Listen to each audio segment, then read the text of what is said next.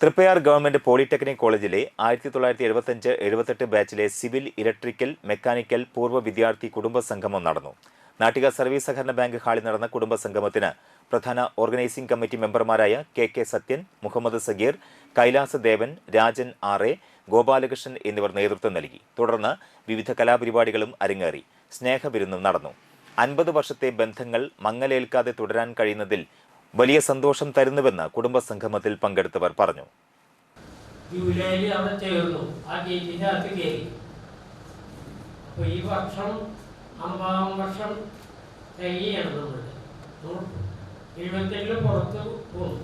അപ്പൊ ഇനി അടുത്ത 3 വർഷം നമ്മൾ ഊർജ്ജസ്വലമായി പ്രവർത്തിക്കണം.